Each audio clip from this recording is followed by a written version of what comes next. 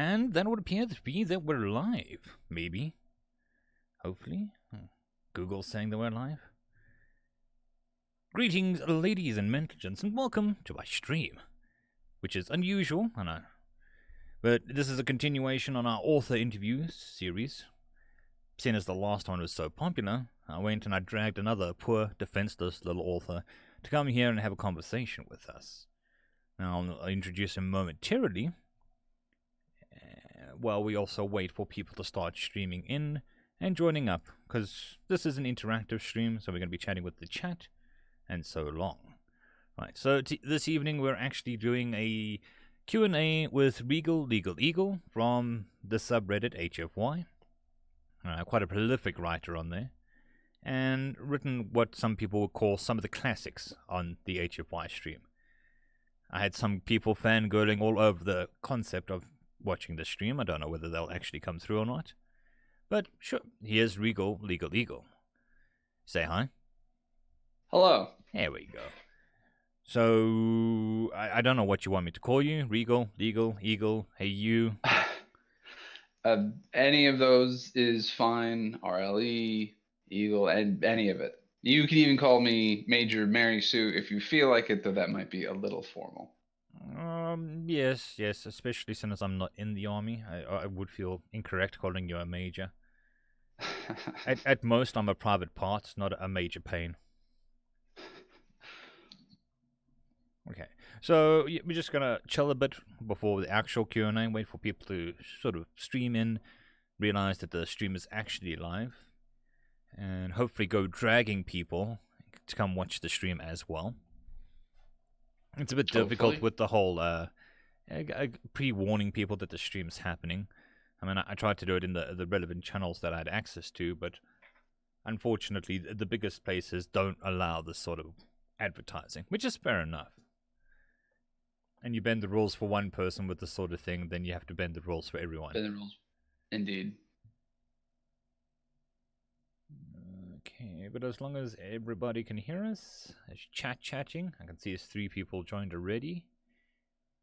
Let me just get this link shared.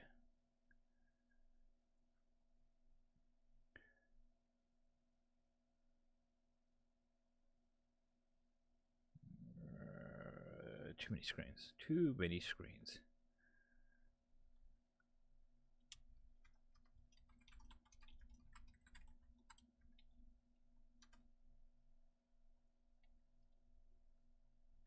So, how is this Saturday finding you? It'll be quite early on a Saturday morning for you.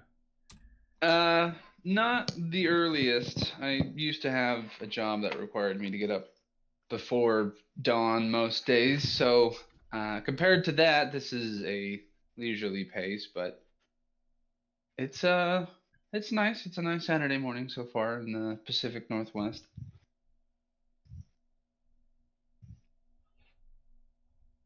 Well, somebody has definitely working on the chat. We've got 4 people coming through. I've posted the links in various places, and we'll see how it goes. Last time it started off a bit slow, and then it sort of ramped up as people realized what was going on. And also, after the stream, a lot of people just went back to watch the interview. Unfortunately, you can't hit the right time for every single person in the world. No, especially considering you and I alone are many hours and time zones apart, as is. Yeah, and then I mean, people have jobs and other commitments and the like. So it is very different, and especially since I don't do this sort of stream on a regular basis. Makes sense.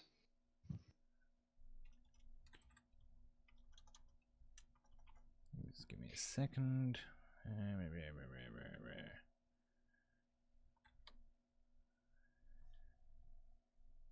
Okay. I'm not good at this whole multitasking thing.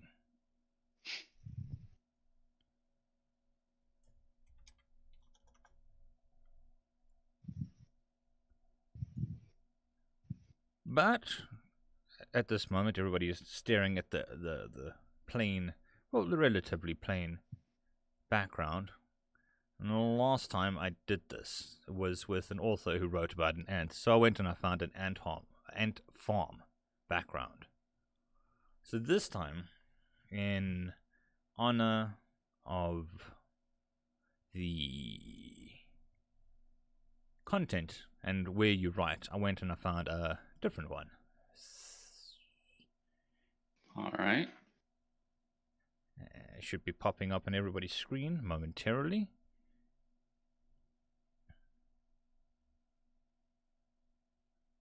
Maybe. There we go. Space. NASA channel for anybody who's particularly interested. This is I think it's almost permanent live stream for NASA. But I mean, I was very torn between do I go and get sort of a space streamed one, or do I look for somebody who streamed the trucking experiences? You know, like a dash cam on a truck. Yes, either would have been appropriate. I wasn't even sure if you'd find one of those zoo cams that have like the eagle nest that is being watched at various points. Any of it would have worked fine. Yeah. And I think this is a nice, broad HFY type background, which I think a lot of people from HFY would enjoy. I mean, obviously this stream is a little less exciting from what most of the stories in HFY do. True. But you can't win them all, and I suppose not being taken over by aliens is a good thing. Indeed it is. Okay. So, that's about 10 minutes. People might file in, might ask some more questions as we go along. But before I do that, in the description down below is Regal's Patreon link. If you do enjoy his work, head over to there, or even over to his Reddit wiki, which has all the listed stories. Have a read, and if you do enjoy his work, do try and support him. As with all the authors that you enjoy. If you would like to support me, however, there are also links for that. Whichever, it really doesn't matter. Supporting the content creators does help, especially in this day and age. Every little dollar does help. Anything you'd like to add for your Patreon? Your shilling of the monies? I mean, any and all of it is greatly appreciated. You know, always trying to work towards the dream goal of turning writing into its own career as opposed to something on the side, as they say. And you know, one day, hopefully, that will be the case. Not exactly sure what you mean, Jackie.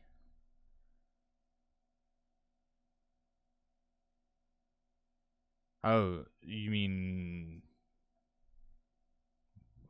Google? YouTube? Not sure what you mean.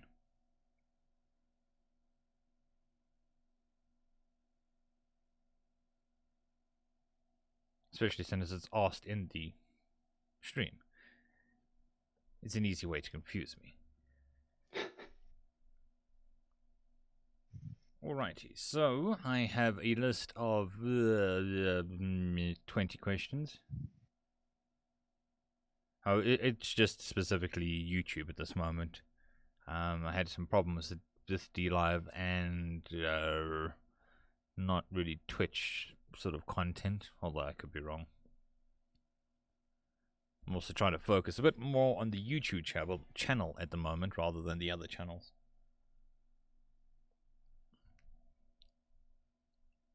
Right. So yes, we've got about 20 questions. By about 20 questions, I mean 15. And I learned a lot from my previous stream, which is a special code to mean that I just copied and pasted most of the questions from that question list, where they apply and are relevant. Minor adjustments, I'm sure. Well, I was actually thinking about it. The nature of the writing is very different between the two platforms. You've got Royal Road, which is my previous author, which is a long serialized single story that goes on for years. And then HFY, on the other hand, is more of the one-shots or the very short serials. So you got one person who spends a long time on one story versus a person who spends a long time on lots of different stories. True enough. So the way you approach that would be different.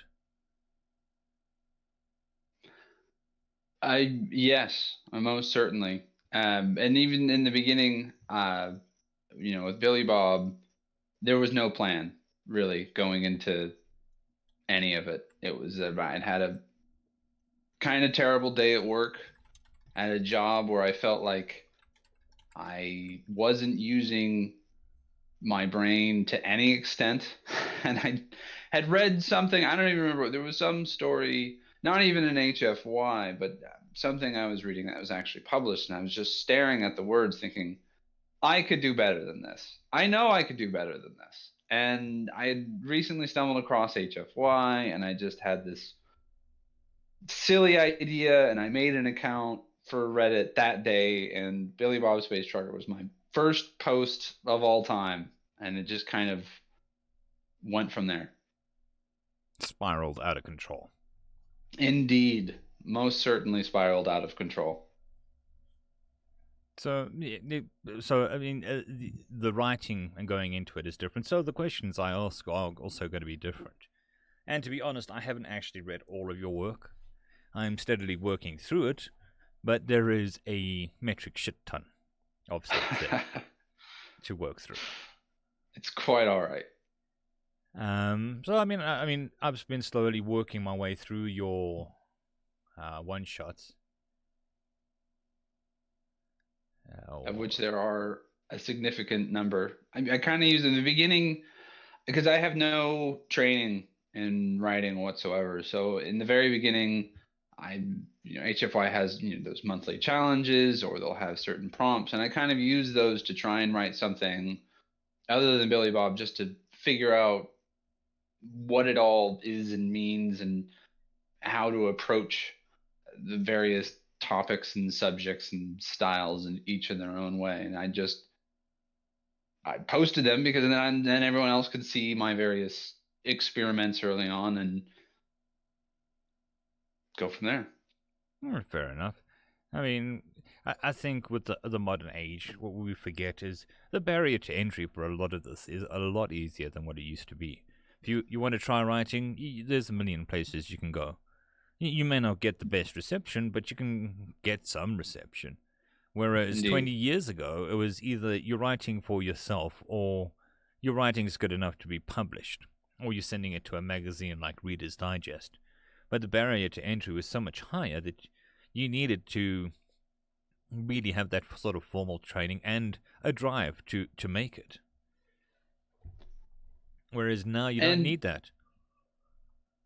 Indeed.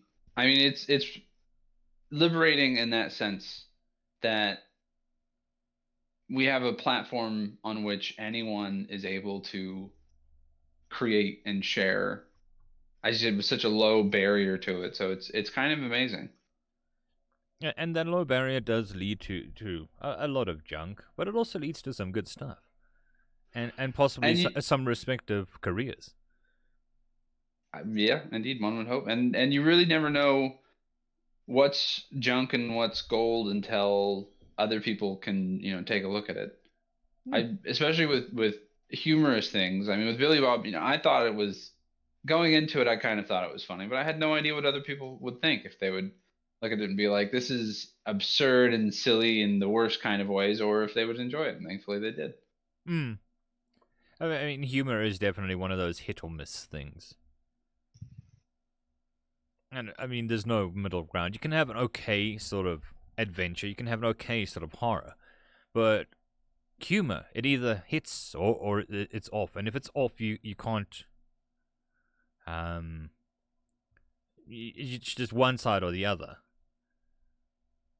Kashik, I'm interviewing. This is Regal Legal Eagle from the HFY subreddit. Right, I think the most noticed one would be Billy Bob Space Trucker. That or Memories of Creature 88. which was, and both of those were quite long series. I'm still working my way through Billy Bob. But like You I said, didn't complete Billy Bob? no, time, don't have enough. So I'm recording 10 plus hours a day at the moment. Oh, I thought you had meant you've read it all though. No. I'm reading a lot of it for the first time because I don't have Oh, enough time to read. At I the end, understand now. I at, get you. at the end of the day, after I walk away from the computer and recording the whole day, the last thing I feel like doing is sitting and reading some more. All right. I had kind of assumed because you were interested in narrating it, and I think it's funny you took a look at the first chapter, I guess, and you decided you wanted to talk about it without even knowing how it ends. Well, your stuff was highly recommended by a lot of people to me. So, I mean, I do take people's recommendations decently seriously. So, I mean, I started off on not Reddit, Royal Road, kinda. Right.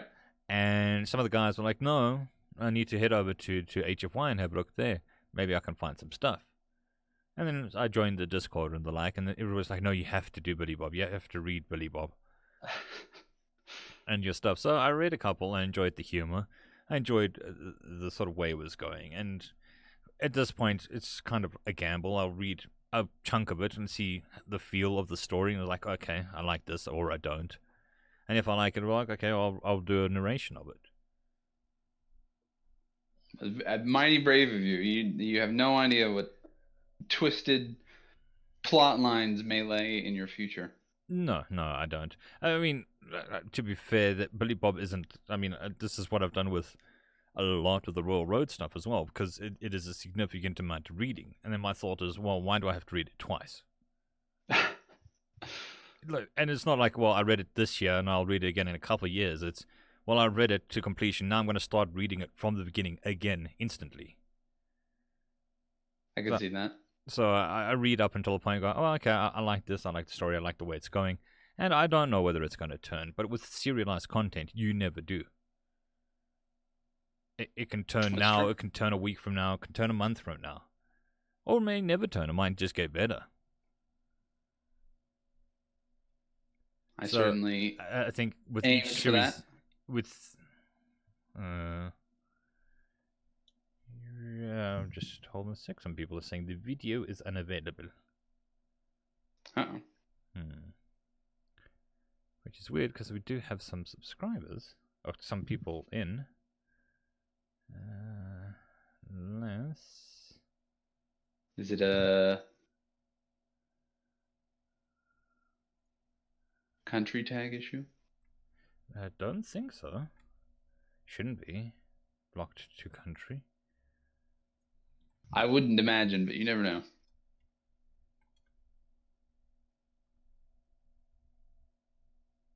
I've got some people Maybe saying not. it works. But it could be that they're trying to run it through the Discord and not the website. Possible. Are they talking about the stream in the background, which is paused? No, they're saying that they get a link unavailable, a video unavailable if they try to follow the link.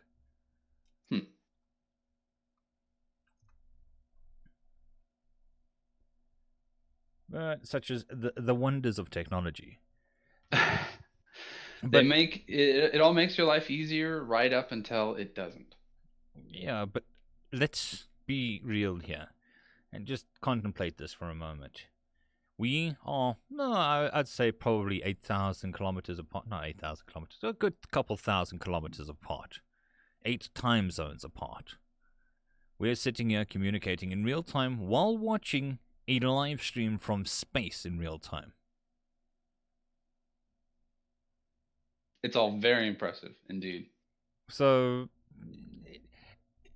it was you, I think, who wrote the story about, why does human race push so hard and evolve so quickly, and it basically boiled down to boredom.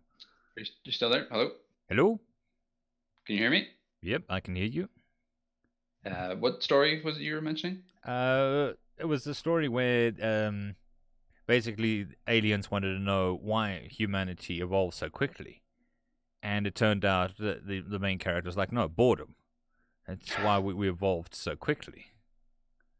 Yes. And that is very much a case Yes. of, I mean, we're sitting here chatting real time, watching live footage from space. And it's kind of like meh. How quickly we change the fantastic into the mundane. Yep. Hello, Fatima, and how are you doing this evening? I mean, we get you. I mean, this technology wasn't available 10 years ago, 15 years ago, or was the exception. And now it's kind of, we stream everything every day. I mean, even if you look at ocean travel, and the first expeditions to the New World were massive undertakings of great importance and coming at large cost to the countries who underwent them. And then it becomes every day, and then it becomes mundane. And now, centuries later, we're at a point where the thought of crossing an ocean on a boat is unthinkable for many. It would take far too long. Why would you use a boat? We can just fly. And it used to be, if you're flying across an ocean, so now it's nonstop, and we're at the point where, theoretically you could reach any point on the planet by plane within, less than a day. Yeah. Well, I And mean, we should probably consider this to be amazing every day, but we don't have time for it. oh That's no, that's too no. much amazing to get in our lives. We need to just simmer it all down and act like it's normal. Well, I mean, you say that.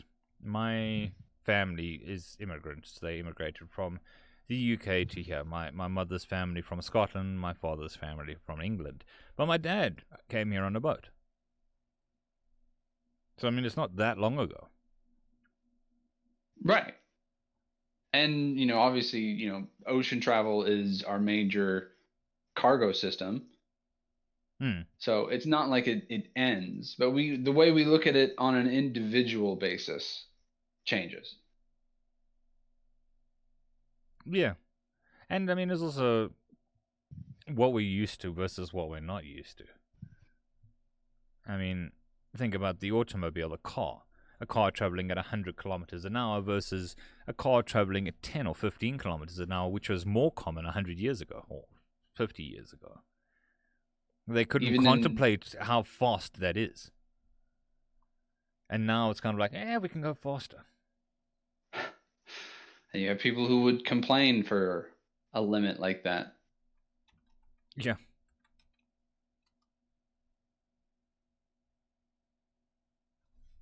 I still got some people, I think it's on the mobile that they're having problems.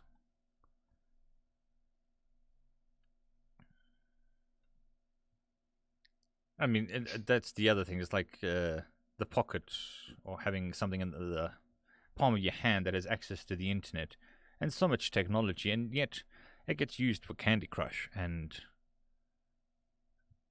even within the last 10 to 15 years, how that has changed from it used to be in the early and mid 2000s, it was who had the smallest of small phones, and then we put screens on them and people realized you could watch videos and do other stuff, and suddenly then went the other way back to how big of a phone can we possibly have and still make it fit in our everyday clothes. Yeah. Well, I mean, the other thing, it is also very easily retied to fashion in a way. Because I remember in the early 2000s, mid 2000s, I went and I bought one of the first, what you call now as a smartphone, but back then there was nothing called a smartphone. It was a Right. PDA phone. It was a computer phone, which I think was the HTC. It was before they actually changed the name to HTC. They used to call it Leaf, I think. Hmm. It ran on this really weird Microsoft mobile back then. But you had to be a serious nerd slash geek slash techie just to even contemplate owning one of these things. It was big, it was bulky.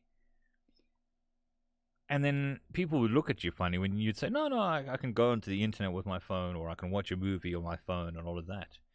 Then fast forward 10 years and everybody's got one of these things, and it's kind of forgotten where you were being called a geek and a nerd and a weirdo for having the technology before everybody else, and just everybody adopted it, and now it's fine.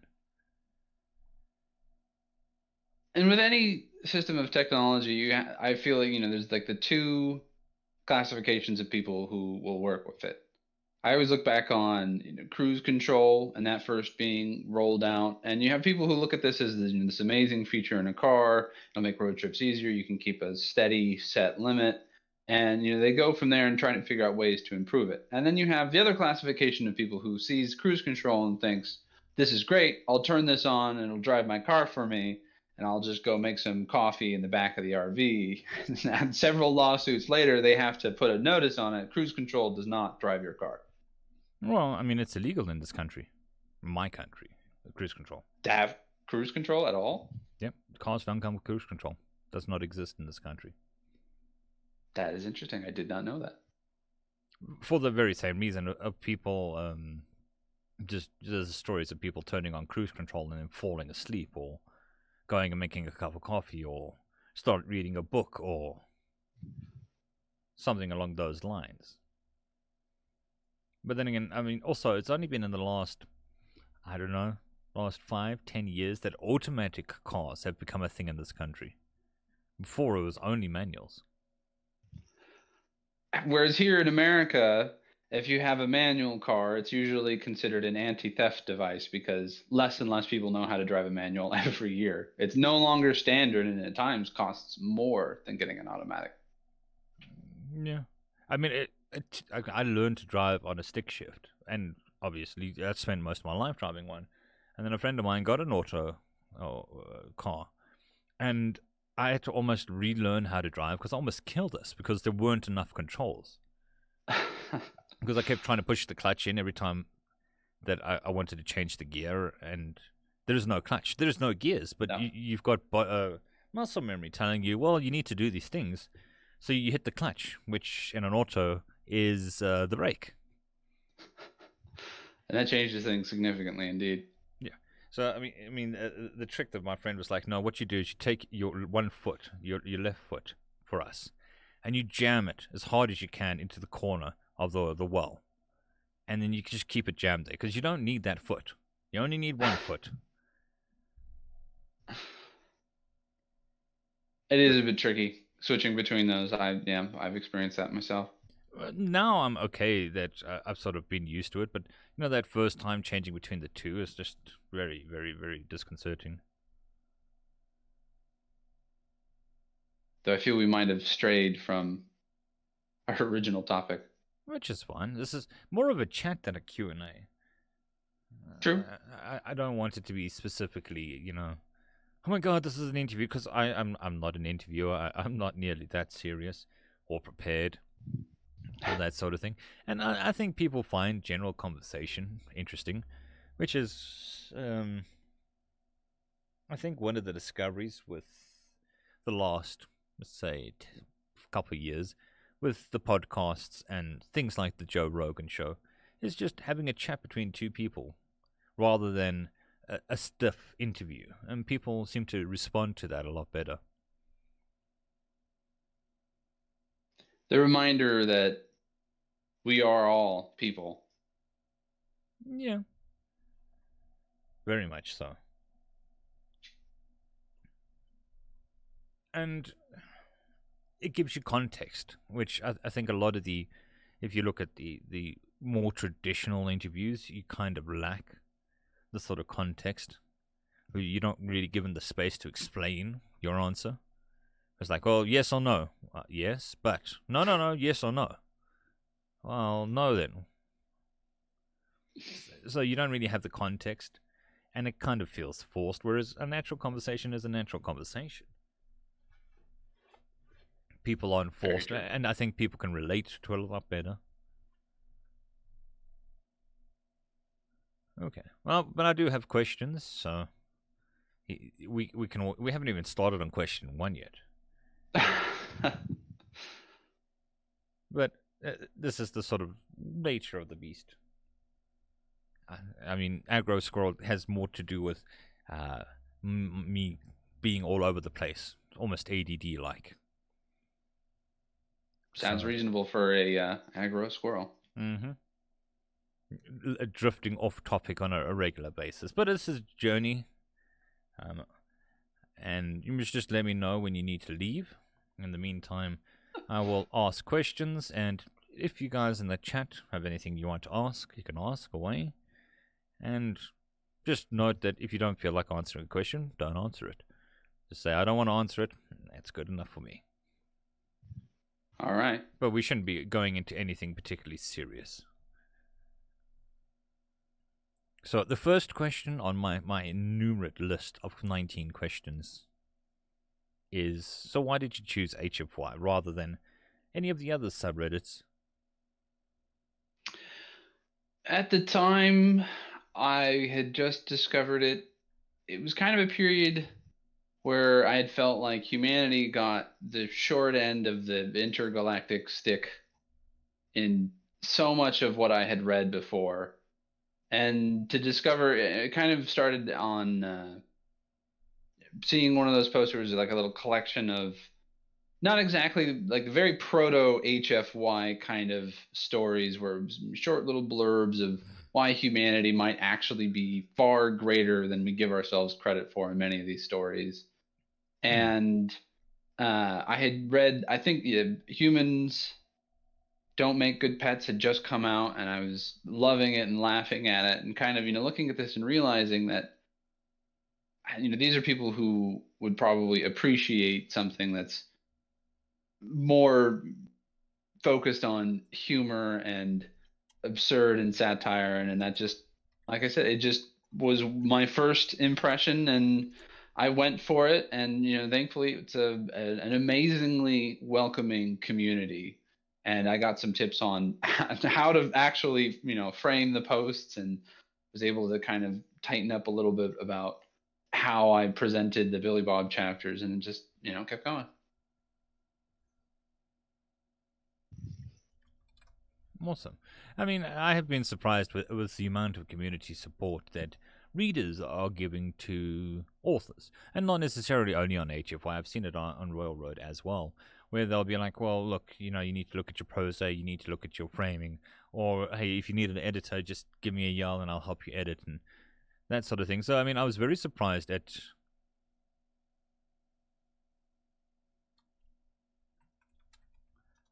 the camaraderie.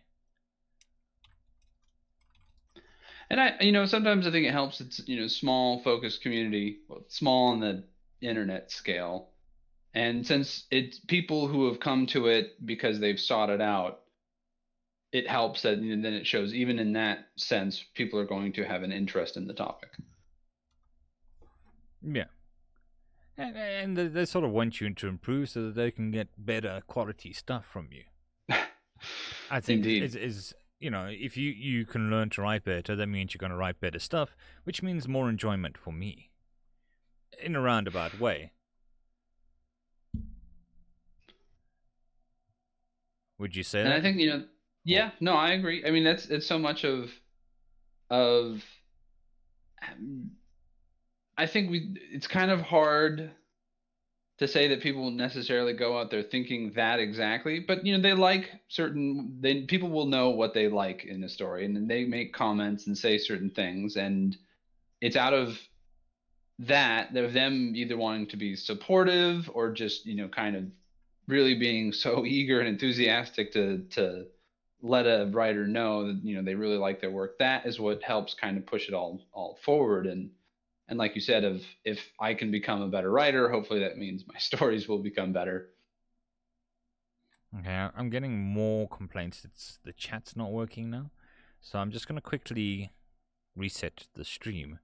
Since we're still Okay. quite in the beginning early stages of the Q&A, but if the chat's not working, then that's quite a big setback for the intent. So I'm just gonna reset the stream, and then hopefully this will sort some problems out. So for some of you, you're gonna lose the signal or the page. You're just gonna have to refresh. And so I'll be back in 2 minutes or less.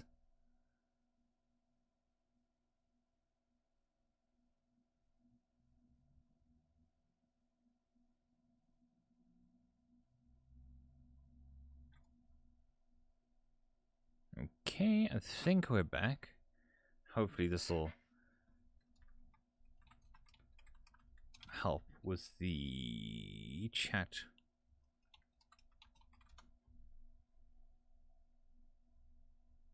Are you still there, Regal?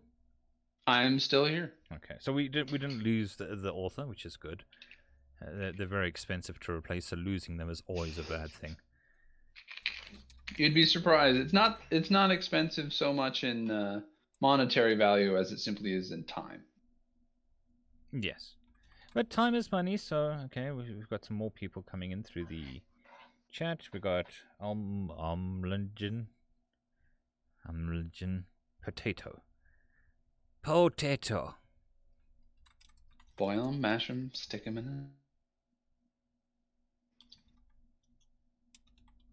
Just making sure that we are actually live again before we start getting too into anything, but also don't want some dead air. Just making sure everybody knows that I've reset the stream. You may need to refresh. Yes, and I do know that I'm supposed to read out loud when I'm reading other people's works, not when I'm typing. But it does also illustrate. It's one of those things that everybody knows what I'm doing when if I talking out loud while I'm typing. I mean, you'd be amazed at the amount of people I've worked with who still mouth the words as they type. I wouldn't, because I know people that still type with 2 fingers.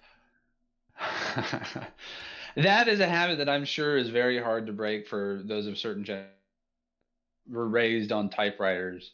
I've used a typewriter once. Typing with all your fingers takes a significant amount of effort that I wasn't really expecting, and beyond that, it has to do with being accurate. My grandfather does that. He has now upgraded. Rather than just having 2 fingers, he uses 4 fingers, which seems weirder to me in a strange way. But hey, he types faster, so I'll let him do it however he wants. But I mean, the way that we type now is actually derived from specifically typewriters. And redo any of that kind of stuff. There's no undo, no delete on a typed paper, obviously. No. But I mean, the original way of typing, I mean, the QWERTY keyboard itself was designed to slow people down because they kept smashing the heads of typewriters because they were typing too fast using touch typing.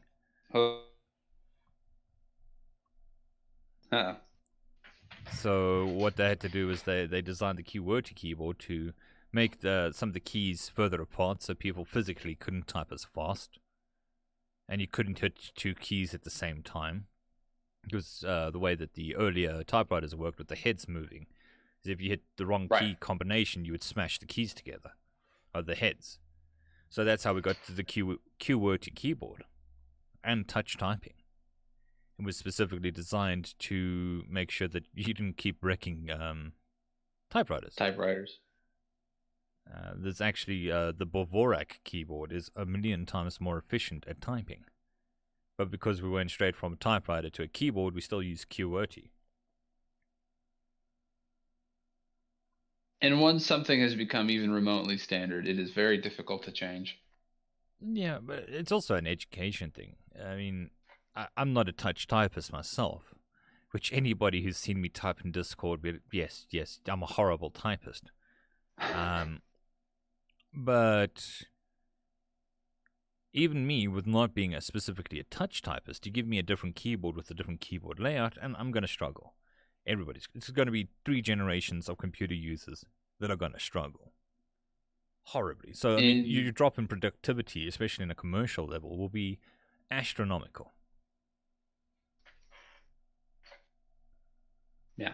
I was in France and using a keyboard once while traveling, and the French keyboard, I don't know if it was just in that internet cafe or in all of France, but it wasn't the QWERTY, and that messed me up awful. I had to stare at it and try and figure out like where all the keys were, and it was just messing with my head because I'm coming from, even when I was in elementary school, early years of education, we had a typing class. And so I've been typing pretty much my entire life. and to then have everything I'm typing suddenly be in the wrong place really messed with my head.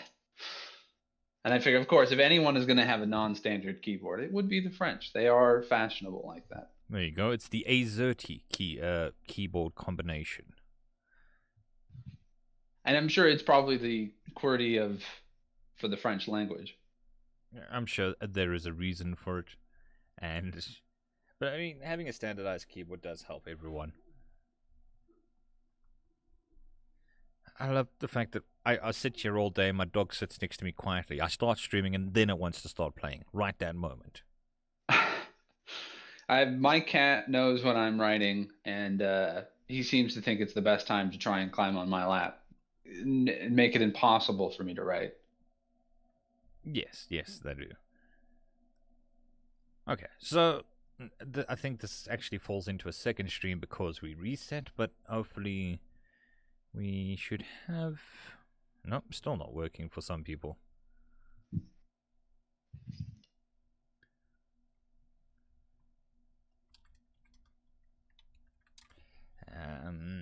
Yeah, I don't know. Don't know what else I can do. Anything that's different from last time? No, it should still be the same link, but I could do... What do I want to do? Do this and do this. Do this? Maybe. Let's see if this is a different... No, still the same I personally, I use the link to your main page, and then from there I clicked on the stream, and that worked for me. I don't know if it's any different for other people. Well, in the Discord, I posted a link directly to the stream, which normally works. But it could either be Google's being a pain in the ass or Discord's being a pain.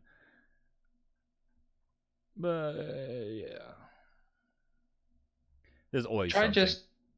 just linking your channel user page from YouTube, yeah, the channel page, and see if that works. Do that. Yet again, asking me to multitask. I mean, it's one of those things different. When I first searched for aggro squirrel, it was coming up with a cartoon from the 70s or 80s, I believe. Yeah, funny the squirrel. Yeah, because my aggro squirrel is spelled incorrectly. The squirrel, the I and the E are the wrong way around. Right, and Google doesn't like that. No. Neither do I, but there is a mild story around it. Is that I created the Gmail account first before everything else, and I misspelled it because I'm a horrible speller. But then you know how the web browsers allow you to auto sign up. So I went and I signed up to a bunch of stuff with the wrong thing, and then I realized that it was spelled wrong.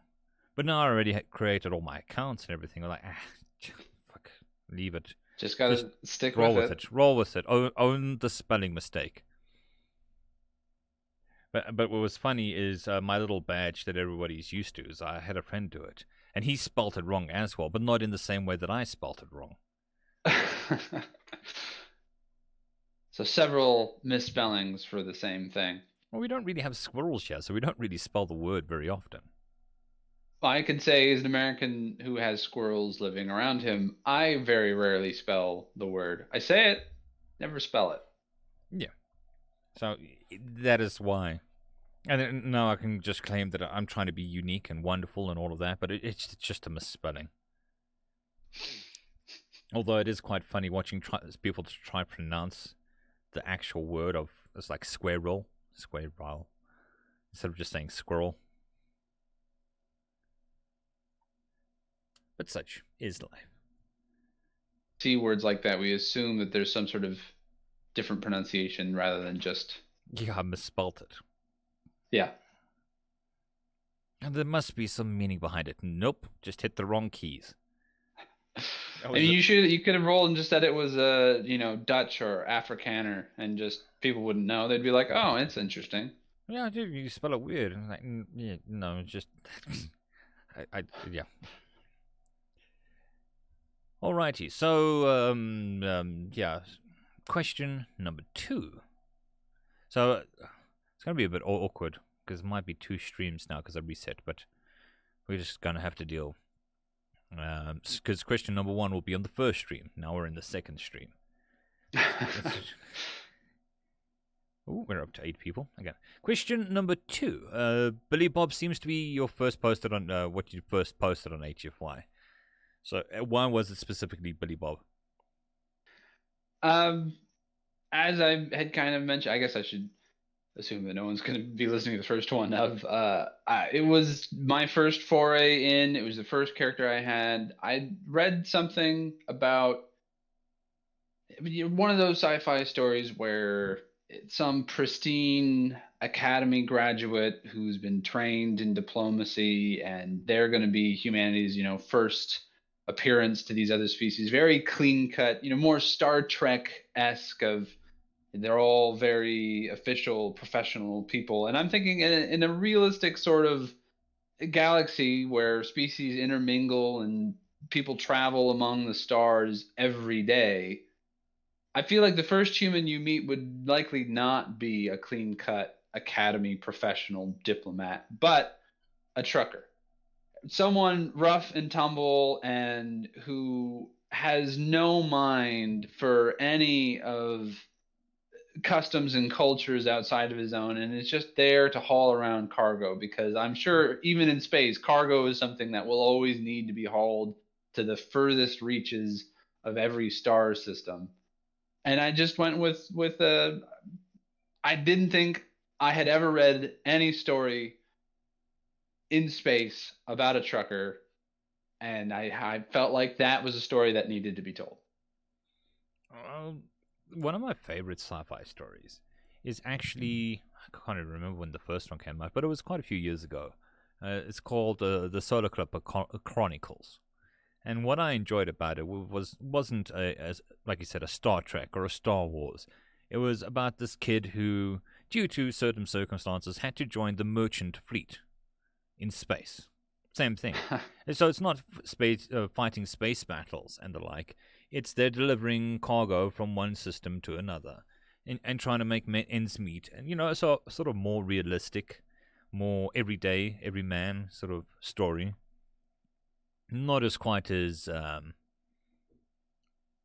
character as Billy Bob is, but something similar and along those lines. And I do enjoy those kinds of stories because you'd assume that in these sci-fi universes that they have a functioning economy, and the functioning economy is always built on the backbone of the blue collar, whatever And that blue collar may be. Indeed. It's we live in an era of service industry, and we look at careers and professions that are based around tech and science, or even retail. But one of the largest employers and industries throughout the world is always transportation of both goods and people. You have to move things from point A to point B, and until we develop a teleporter, that's going to mean trucks or ships or planes, or maybe even blimps and spacecraft and trains and all these other things. Things have to move around. Got to get stuff from here to there to do the stuff that they need there. Exactly. And then you have to move it from there to another place, either to the person who wants to consume it or to another facility to finish it. Very rarely does it all happen in the same place. Well, one of the things I actually enjoyed about the Solar Clipper Chronicles was it started off, they used a system very similar to Merchant Navy, which is the share system. So you start off as a quarter share, which is basically you're a low-level, unskilled worker. And as you get more skills and you get promoted, you go up the skill ratings. Which is interesting, but the story, each book sort of focused on his career from beginning to end. So he started off as the bottom, a land rat, basically. And he progressed all the way up until captain, and each book in the series focuses on his struggles with each one. But because he's a land rat or a planet sider rather than somebody who's born into it, he's like our cutout, and he's asking the questions that we'd be asking. Why do you do this thingamabobby? Why do you have a gym in space? Why do you have a thingy like this? And what? And I kind of... And I would say it is always important to have some sort of outsider, or it's difficult, I've realized, to have a story where everyone in it already knows what's going on, because then you wonder, well, how do you explain it to people who are not in the world? I mean, there's that issue of in-world character knowledge and knowledge as the audience or reader. And with Billy Bob, it becomes he's carrying the Libertonian Eagle person with him to make sure that she has many questions about what a space trucker is and how space truckers work, and it facilitates that whole discussion. And then there's the Bible, the American Bible, which has all the answers to all the questions. Indeed. All the answers to all of the questions that you really, really need to know. So, everything else is just sort of meh. How much of the Hitchhiker's Guide to the Galaxy is that based on? For me, it was a couple things. I certainly had that idea of, a book for the American version, really, of the Hitchhiker's Guide. But, I looked at some other stuff, and we kind of have manuals in day-to-day life that we look to as things we've kind of built up on. And even in... So I used to work as an EMT, and I know a lot of people who've been in the military, and they all talk about, RTFM. And I figured if we are at the point where we're in space, the manuals are going to have to get a little bit more out there to get people to read them. And the American Bible and Billy Bob is this idea that it's supposed to be there to teach every American everything they need to know about American history, and plenty of things on how to survive in space, because I feel like that would be a very American type Bible.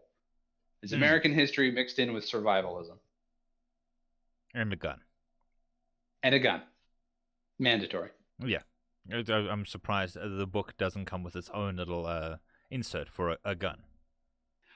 See, but then that gets into discussions of how big or small and personal preference, and it's very American to want to customize it yourself. I mean, you get it, and then you can make the insert if you want to have the book as something more that you're keeping on your hip at all times, or if you want to have cover it in something that's a bit more stylish. That's up to the person. You take the base and customize it in your own way, which is fair enough.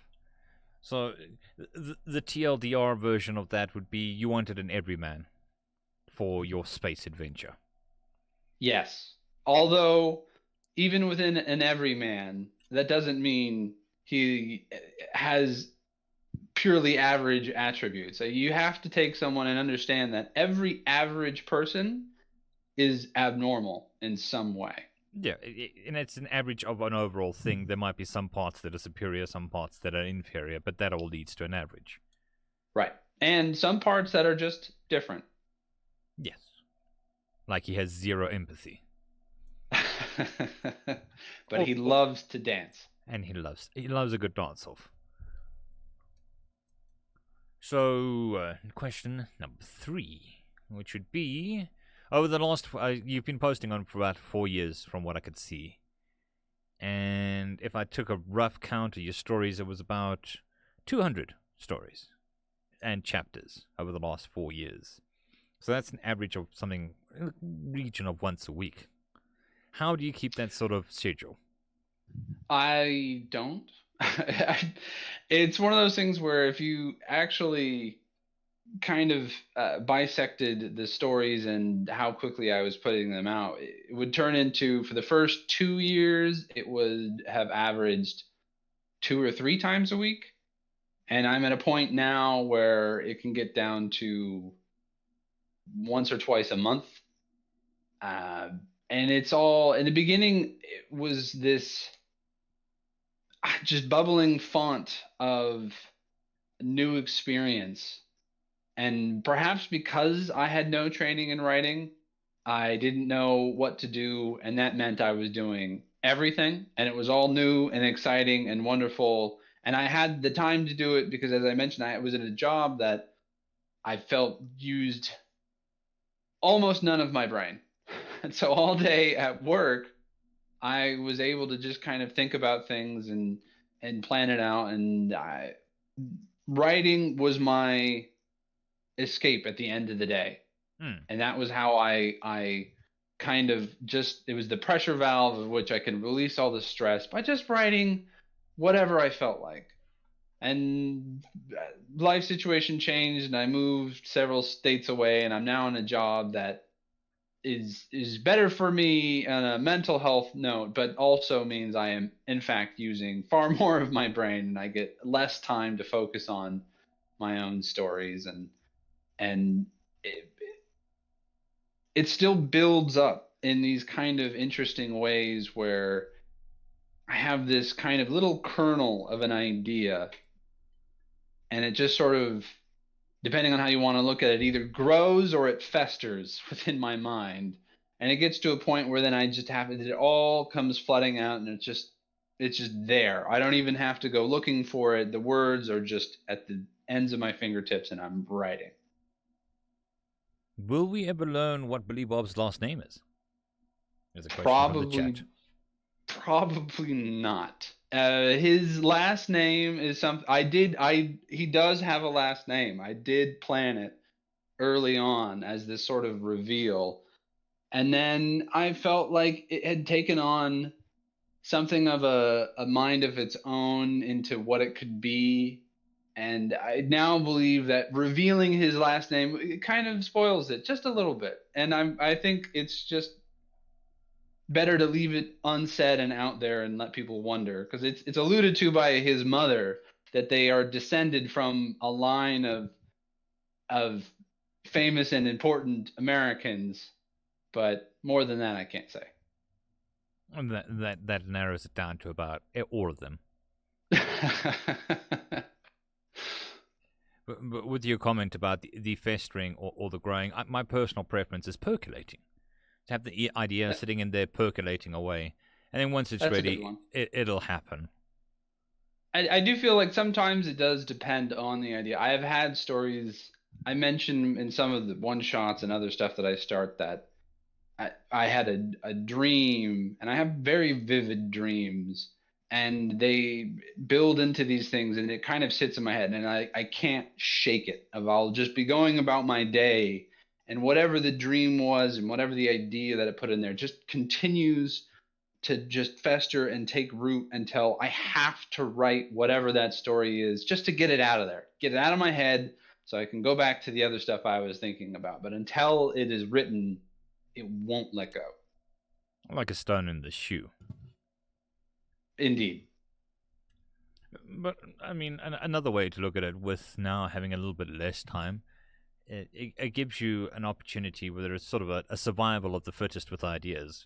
So you may not be writing about everything that's happening, but you might be putting into more effort into the things you do write about, if that makes sense.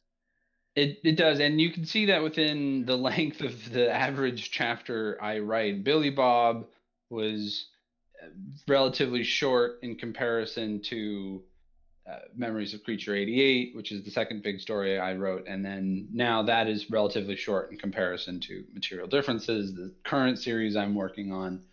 And I don't necessarily know that more is better. It's just that a lot of the time as I'm writing it, it takes longer for me to get everything in there out. There are times when I start short, any, not necessarily a chapter, but even a one shot story. There's times I'm like, this will be short, couple pages, get it out of my head, move on with my day. And then 2 or 3 days later, I have, like 15, 20 pages, and I'm like, where did this come from? How did this get to this point? Why did I not stop? And the answer most of the time is I didn't stop because I didn't feel like it was the time to stop, and so I didn't. Word diarrhea. Yes, exactly. Though I hope it's at least presented in a form that's less visual diarrhea and more enjoyable. Well, from all the accounts that I've seen and the amount of people that have recommended your stuff to me, I'd say yes. I mean, you've made it onto the classics list of HFY, so, I mean, that's a feat in itself. Indeed. And it's always interesting of within the community of there are people who have been following me, from the very beginning, and it's flattering in a way that I don't really have the proper vocabulary to describe. Of I always just find it amazing that anyone likes any of my stuff at all, let alone continues to enjoy the things that I put out there. And I mean, it's a weird level for me personally of people can insult me to my face and it just sort of rolls off my back and I don't really care for a variety of reasons. I mean, that's just sort of how it works. But then when someone compliments me, I really don't know what to do a lot of the times because I feel like, yeah, thank you. I'm sure you're just being nice and that not really earned. And no matter how many times I hear certain things, I'm just like, thank you for patronizing me. But it's okay. I'm sure I will get better. I think that is a mindset that gets lost. Is a person who's never quite happy with any of the work, is always striving to improve. And if you're not always striving to improve in some manner, not trying to nitpick your own work, then you're going to stagnate, and then you're not going to improve. And I think a lot of people appreciate the effort of you or any individual trying their best to improve as much as they can. I do. I mean, yes, I agree that trying is quite important and working at this. And then of course there's always that little voice in the back of my head from childhood and sports, whereas trying doesn't matter nearly as much as winning. and, and thankfully I don't listen to that voice really, but it's still there. It Well, still says things. And it's there for me to ignore, but I'm sure that there's a lot of people who don't have that voice. it is in some ways, I think, a good voice to have, because it gives you a final goal to work towards. But if you're never happy with that end result, even if you're number one, even if you win, you can't always be number one and you can't always win. So if you're always striving to improve, even if you do win and you're nitpicking your work and second guessing yourself and going, okay, how can I improve? How can I be the best? Even though I am the best, or whatever it may be, how can I win better? How can I make sure next time I'm more comfortable when I win? Or how can I make a better story? How can I, those sorts of things, that constant strive to improve, which it can also drive people insane. And I'm hoping I'm not venturing towards the insanity part. I mean, especially within so much of my writing, as I mentioned, like just having to kind of shake it out of my head and get it out there. There's times when there's almost no editing going on, and it shows in the final. Hopefully not final, but when I post it, then all the people will point out the various mistakes I made, and I'm always thankful for that. I mean, some people kind of have said they don't want to correct the work or they feel bad. I'm like, no, please. I need people to point out the silly, terrible mistakes I've made. Even in stories, occasionally I will still call some of my characters Billy Bob, and I'll look at it and just be like, "How did that? I haven't written about him in a while. Why do I call him Billy Bob?" And he's always just lurking back there, trying to figure out a new truck route to the stars.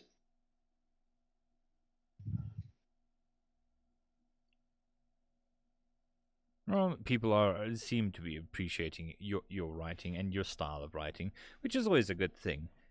But I mean, we're living in a time where there is a big divide between traditional writing methods and delivery, if we should call it, and how the way that people consume traditional writing methods and delivery.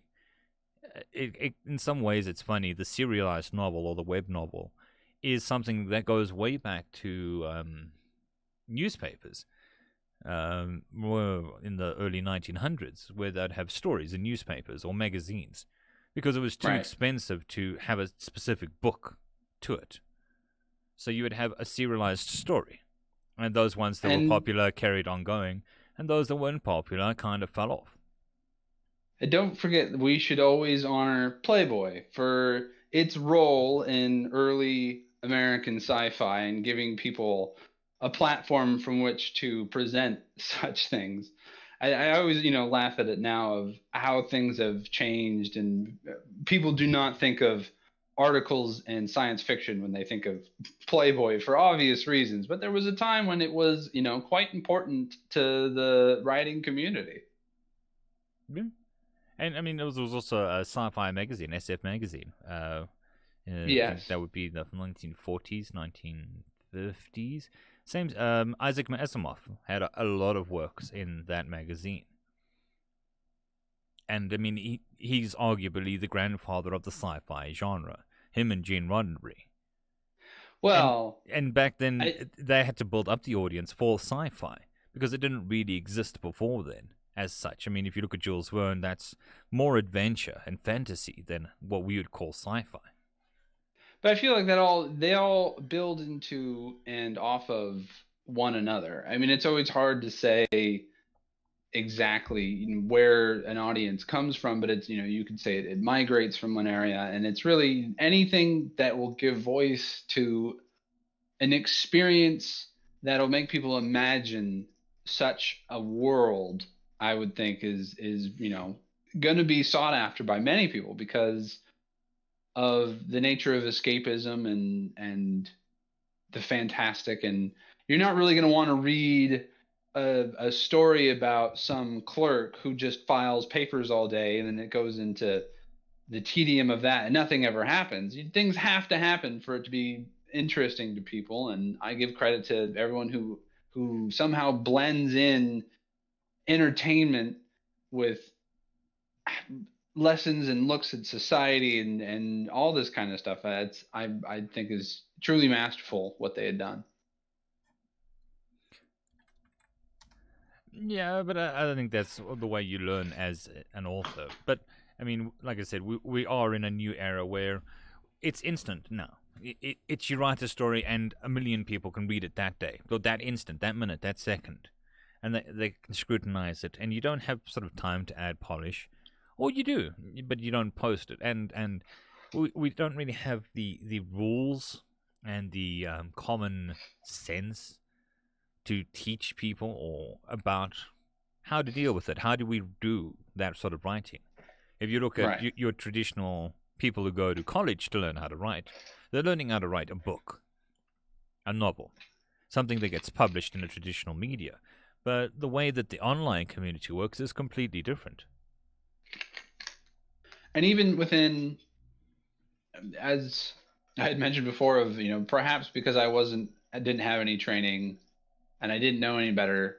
At times, that's why I might have succeeded, because there's we always hear the stories about people who are told, oh, you can't do this, so they don't try it, and then someone who comes along who wasn't told that he can't do it does it. Yeah. And yeah, I mean that's the wonderful aspects to the internet writing these days is everyone has the ability to try for themselves and see if it works. I mean, I'm not the only person whose first post was to HFY, and the community, loves the idea, and it gives them a newfound, hobby and interest in life, which then grows into all kinds of other things. And it's just, I always find it wonderful that we have this ability to venture into something so wildly and just see where it goes. And it gives ideas a place to live and grow and see the light of day. And sometimes they're going to be bad ideas, sometimes they're going to be okay ideas, and sometimes they'll be good ideas. And then And somebody it's else it's can a take whole. those sort of, okay, now we've sorry to interrupt you, but I know it's so okay. okay, now that we know that there's a market for the everyman working class space opera. So now we can put our Right. efforts into doing that. Whereas before, like, why would you want to write about a space trucker or a working class individual? Technician number 97 on spaceship or space station. How could that possibly be interesting? Who would want to read that? But maybe people do want to read that, and we don't know that we want to read it because we've never read it before. So you have to have somebody come along with that idea of just, well, let me just try this. It might not work, but it could help fester a whole new subgenre, if that makes sense. It does. And I agree. Yeah, it's definitely something that until you make a product or a story, there's no telling if there will be a market for it or not. And then the online community just gives you the infinite amount to sling as much stuff to the wall as you want. And what sticks, sticks, and what doesn't. And you'll Exactly. always find a niche community for whatever it is you want to write. Okay, so we got another question from the chat, which is, do you think that humanity will ever be ready to get integrated into the galactic community? And I definitely feel you could look at that in two ways. One, in reality, the answer is I have no idea because it'll take us time to figure out what the galactic community even is, as opposed to if you're talking about within Billy Bob. And the answer that is humanity is most assuredly welcome and receptive to the idea of integration with the galaxy as a whole, whereas America is not. America will be America, and to try and add various rules and regulations to the wonderful mess that we are, I don't think that will ever truly happen. Us in Australia are our own thing, and to subject the rest of the galaxy to that would be cruel.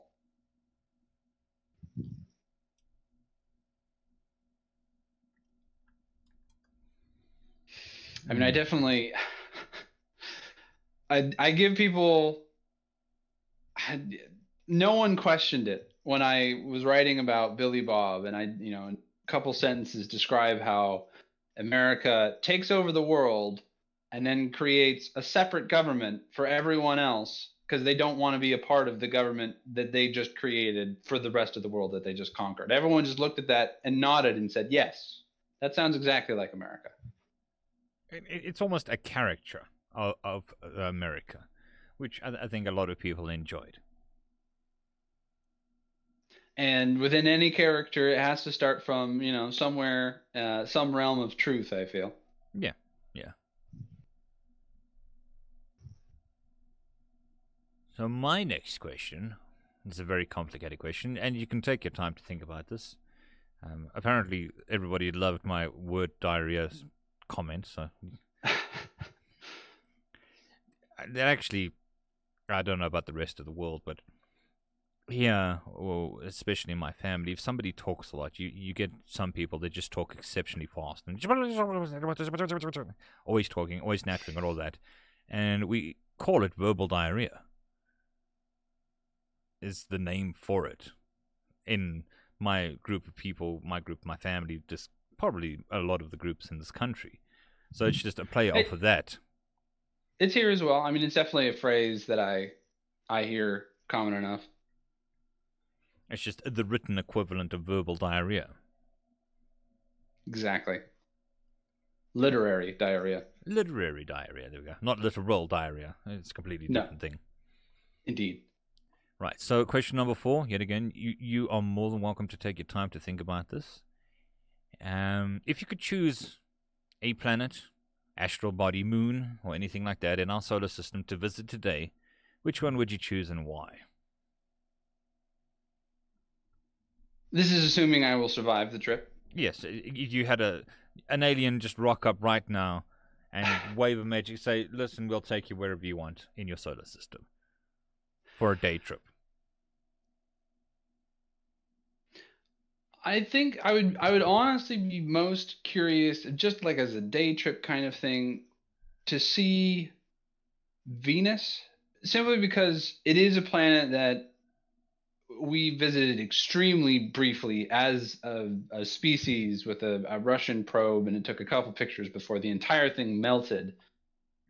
And I feel it's a planet that doesn't get much attention over Mars for a variety of reasons, and I think it would be interesting, especially because people have theorized that there's a point in the Venusian atmosphere where it would actually be possible to perhaps I can't remember if it's breathe or at least just not die horribly and instantly. So I would be very curious if I could go there and use their technology just to see, and then I could tell people, hey, there's actually we should go to Venus instead of Mars because it's got an atmosphere, and at a certain we could create a whole new airship society, and a bunch of people who love steam and diesel punk would be right on board with that, I'm sure. And it's where all the women are from. Yes, and it is where all the women are from. Got to see where that all started. Yep.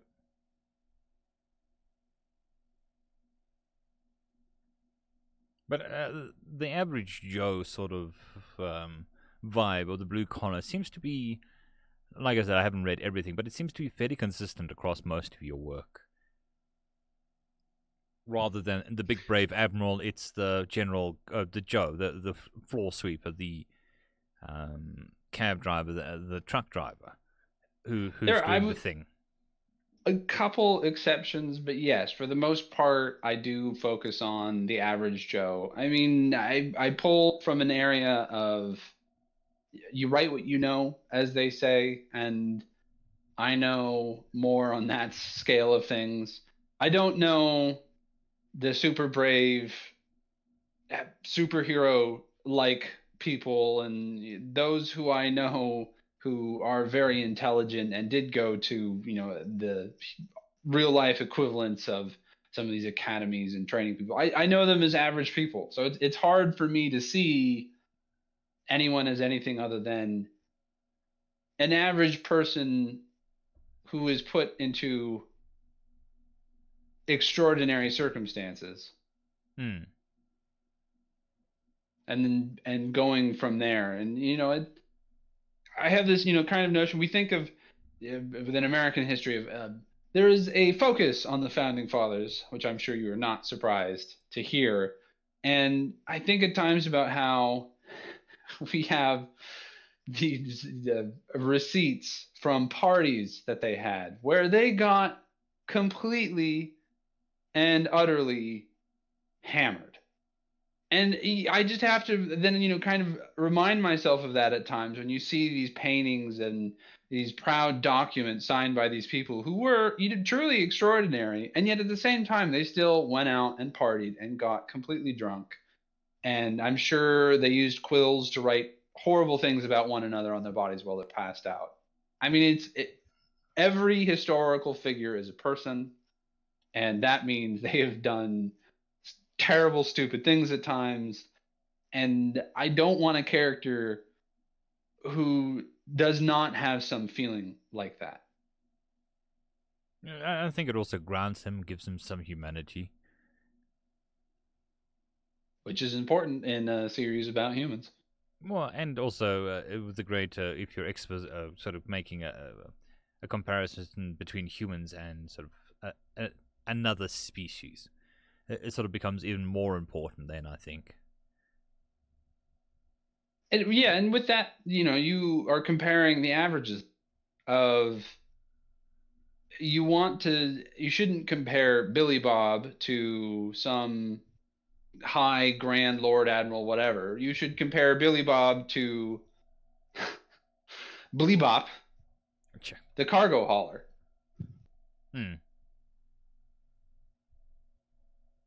Right. So that was Venus. Was Yes. the Sorry, the original. astral? Yeah, Venus would be the planet I would probably like to go to most. Okay. God, my spelling sucks. Anyway, and I'm busy looking at the questions. I quickly scrolled up, and yeah. Do you read science and in the news to help these stories, or are you interested in that sort of subject? I am interested in science. I am not good at science, so I try to steer away from hard science in a lot of my stories because I would do it poorly. I do put in an effort of research into the things that I think would be more acceptable to understand. Though at times, I do have my characters make mistakes that I know to be false, but for the character, it makes a certain amount of sense. Um, but it's hard. I mean, it's there are times when like a certain story will build upon, some kind of idea, but to be honest, a lot of other ideas come from simple misspellings that I see, and I laugh at it, and then I kind of think about what could happen if we took that misspelling literally with something, and it just kind of builds into all sorts of stuff of. And within science, there's so many things you can't have a mistake like that. Or it won't work, or it'll explode. But of course, that is also very human to just say, "Well, it exploded. Let's try again." Yeah, I mean, what was it? Yeah, brain just went numb there. The light bulb guy. Thomas Edison, there we go. You know, I learned 100 ways to not make a light bulb before I figured out how to do it right. Right. Or whatever his exact quote was. Which is also, I mean, that's the spirit of discovery. Yes, yeah, finding all the ways not to do it is definitely an aspect of figuring out how to do it correctly. Yeah. Now, the reason why I made a comment about my spelling is the news in there. That sentence that I said is news as in I knew what you were saying, not news as in newsworthy. Which is... It just shows you how much attention I was really paying when I wrote these questions, which I spent an inordinate amount of effort in, by the way. And I mean, English is so full of that. We have a whole subset of when I talk to people over text messaging. I'm a holdout. I use as much proper English and grammar as I can, and that's just so I don't slip into some of the other terms when writing normally in a story, because that's the sort of mistake that I make all too often, and I try not to excuse myself for it and be like, no, no, gotta get these words right. And in English, we have so many of them that we can understand. You can I mean, with all the various ways that the aliens and the Xenos talk in my stories and other people's stories, we will butcher the English language and yet leave the entrails and awful remaining in such a pattern that people can understand it despite how horribly butchered it has become. Yeah. I think because it's spoken and written in such a wide variety of ways. I mean, American English being different from British English, which is different from Australian English, which is different from this English. We just kind of get used to that, okay, well, we don't quite understand what you're saying, but I get the gist of what you're saying. And I couldn't really be bothered to figure out the rest. I remember being in England and seeing... I don't remember. I was a little too young to remember the exact details, if it was a Scottish news station or if it was just a Scottish meteorologist giving the weather report. And in England, he had subtitles as though like the English couldn't understand his Scottish accent. And so there are a lot of dialects compact in a very small geographic area for one language. Yes. I mean, one of my favorite scenes with that sort of thing is, I don't know whether you've ever watched the movie Hot Fuzz. Yes, I most certainly have. Where the two cops are there and they find the farmer and they can't understand the farmer, so he has to go get the other guy, and there's having this translation train happening, and they're supposed to be speaking the same language. Yes, and that I'm sure that happens quite often. Yeah. Even in dealings with people within the country here, I take calls from every corner of the nation, and at times our accents are far more varied than I even really think of them to be until I hear them. Yeah. And then knowing that that's just, our one country, and like you said, of English and Scottish English and Irish English and Welsh Australian English. And yeah. I don't know that Welsh English is English, but they pretend it is. Yeah. And it could be argued with very varying forms. So even the American versions of English, like some of the Californications of the English language, be like, I don't understand what you're saying. Can you just speak some normal English or use hand signals? And how we enunciate. And, yeah. I even have a little story about a surfer that people enjoyed. And I had to pull every surf term I knew to try and think of ways to make him sound. So you would just read it and just be immediately like, oh, I know exactly what this guy sounds like. Yeah. I mean, and it gets further complicated by having cliques and subgroups and all of that, so we just make up our own words relating to those subgroups. I mean, you look at gamers, we've got our own lexicon of words versus non-gamers or readers or crocheting or croquetting, or each group or hobby you have has its own lexicon, which you still also have to learn if you go into that sort of thing. Indeed. Right. So, okay. Okay, so do you have a favorite genre to write and read? Is it the same? Is it different? It's a little difficult I don't really do favorites so much because it always depends on the mood. I should probably obvious that I have and do read a lot of sci-fi. It started as a kid, Heinlein and Asimov and those, the classics.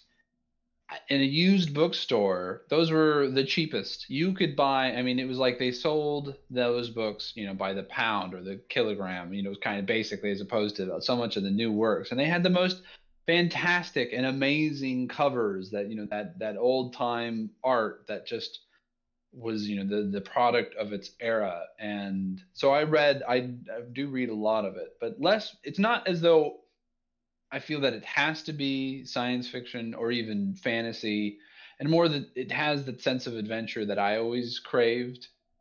And I feel like within my writing, it's a similar aspect of I like the idea of it being fantastical, and so that we can examine. I always feel that part of what I do is I like to examine the fantastic through the lens of the mundane. Of In a world where traveling between planets is every day, or where you can conjure elements out of thin air, or you can do any of these crazy and amazing things, people are going to get bored with it. And what comes of the boredom? Yeah, So hold my I beer. feel that Watch me while I show you how it's done. Yeah, and I feel that that lends itself best to a world in which the fantastic is even more fantastic than we have today, because we can see how we turn the fantastic into the mundane already. So I have to find new places where the fantastic is not our fantastic, but someone else's. Hmm. And I mean, that is also a contextual thing. I mean, fantastic to us may not be fantastic to the character of the story, whatever story Exactly. that may be.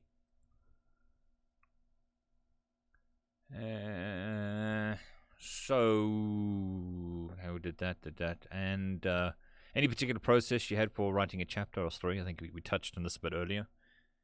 Yeah, A I lot of percolation. start. Yeah, a lot of percolation. It just kind of I build it in my head. I kind of think about various scenarios and questions, and as I start to sometimes even as I start to write it out, I'll have to stop and think and look at it and be like, well, would this character do this? Would this character say this? And I try to in my head build each voice of each character, so long as it's a character that I use regularly, to think about how they approach things. And I try not to think of it as an all-knowing narrator, but each decision has to be made on the personal level. I try to avoid having people do things purely because I need them to do it. I want them to do things because it feels like that character would do it. Well, I mean that makes perfect sense. It also would stop you leading into the sort of Mary Sue scenario. Unless I wanted to create a Mary Sue, which I did. Hmm. But that's specifically a choice you made rather than accidentally creating Mary Sue. Yes, I very much try not to actively create a serious character and then have it become too strong or Mary Sue-ish in the various attributes. Hmm. Really?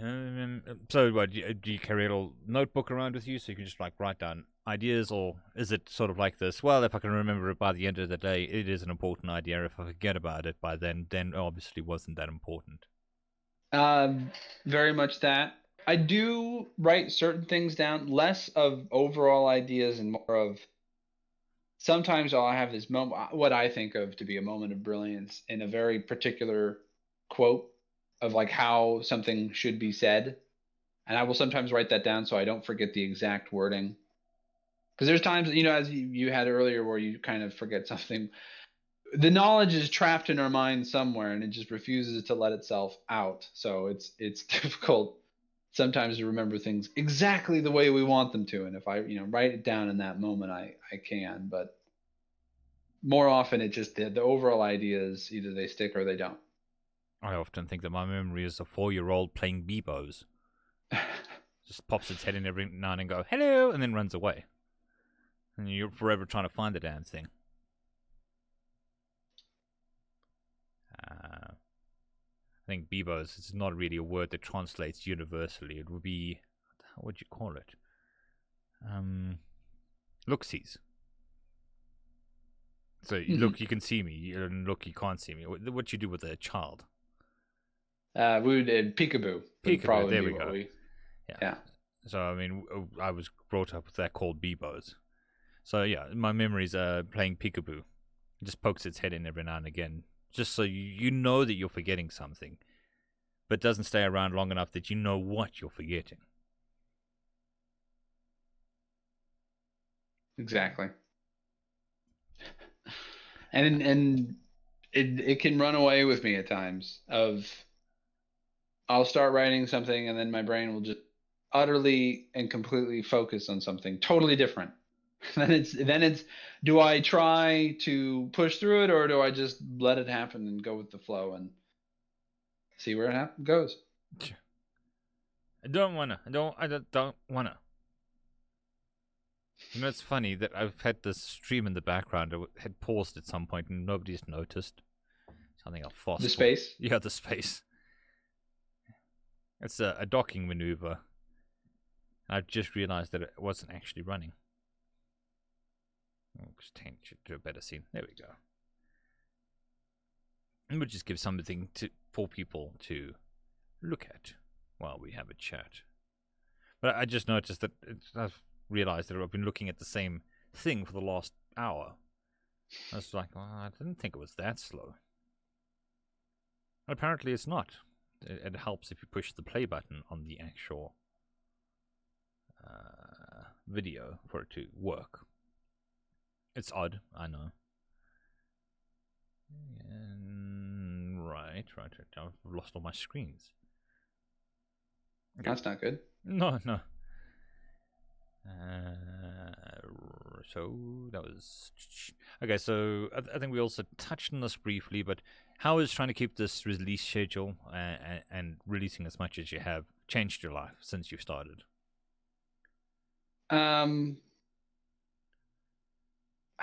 Yeah, it's kind of hard because there has been no regularity to it. I try to let my brain kind of go with the stories, and in a good month it just everything flows. I have the time to do it. I have the percolation sets in so that everything is at the right period where it should be, and other times I just have to sit back and just kind of wait it out and let it come forth, because I feel as though forcing it doesn't necessarily lead to anything beneficial. And I've over the years I've definitely changed from something that was perhaps better for the reader because I could throw out the content far more regularly, but then not necessarily as mentally healthy for me. So now I'm at a page where I've gone back to a spot where now I feel that I'm very mentally healthy, and now I need to work back into getting the release schedule to a point where it's good for both sides. I think it is definitely one of those, especially with the online, where it's so easy to release. Finding that balance of how quickly you should be releasing for both you and your readership is always a challenge. More so, I'd imagine, for your longer serializations, but even for short serializations and one-shots. You can't constantly be doing something and pushing yourself forever. I mean, at some point, something's got to break.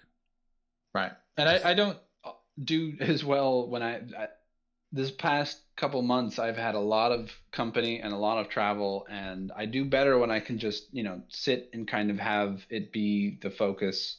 And when I have to then, play the good host, that it takes up far more of my focus. And then I think like, well, if I start writing now, I don't want to tell them I can't do something because I'm writing, and then it all just goes from there. Hmm.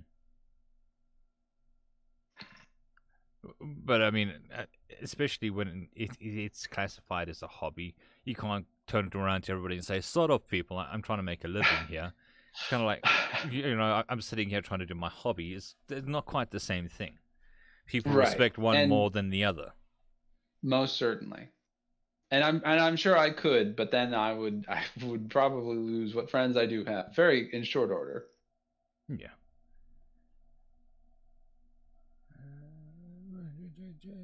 Okay, so how has your life in general changed with your success in HFY? Because you are one of the more successful authors. Um, and having an avenue to express myself creatively has, I think, helped my mental health significantly, honestly. As I mentioned in the beginning, it was really the only to kind of unload my stress. And so now I've tried to build my life around it as a central feature. I think would probably be the best way to put it. It's not necessarily it's not a career, but it is a central feature of my life if I want to continue to write, and I'm trying to find ways to make that a reality. And reading nowadays, I read less actual stories and more about how to be a better writer, and just, it takes paths that I don't necessarily anticipate, but I think it's changed for the better. And with the success, I mean, I always, yeah, remind myself that it's HFY. It's not as though I'm a massive success across every field. Otherwise, then I turn this into a regular career. But I appreciate everyone who tells me, they read and enjoy what I'm doing, because I that's why I do it. I want to make sure that people are having fun with what they read. Hmm. But I think this always goes back to the transitionary period between old media and new media. Whereas new media or online, having 1,000 people read a story may not necessarily be a big thing. But with old media, if you could do that consistently week in and week out, you would be successful. Yes, I mean, but it's like anything, like the South Park episode of it's the internet dollars. I'm still in the stage where I'm trying to determine how to turn my internet dollars into actual dollars, and Yeah. and it's all, it's The a process. technology has moved on so that it's a lot easier than it was 10 years ago or pre Patreon. Where, Right. I mean, you could still kind of do it with donations through PayPal and the like.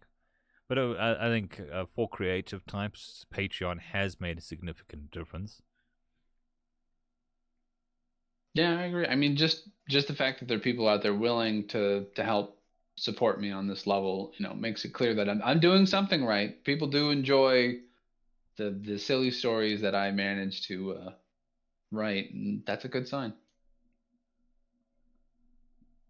Which is, and somehow somebody who's willing to put in even something like $1, put some real skin in the game. That just at some level is a proof of you're doing the right thing. That makes sense. Because it's easy to have Yeah. a throwaway comment, but when somebody puts their hard-earned money on it, it kind of sort of gives it an extra emphasis. And I do appreciate every dollar. Uh, and just might as well, since we're on the topic, your Patreon is listed in the description if people do want to head over there and hit you up for some support.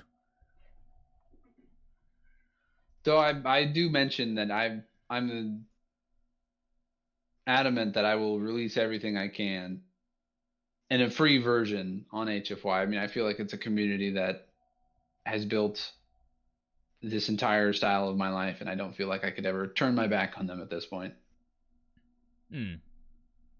And I think it makes sense from a businessy sort of point of view that you do want to release your content eventually for free, because then that might get more people interested. If you put everything behind a dollar sign or a pay gateway, then you're going to struggle to get new people interested in your stories, or at least to entertain new people.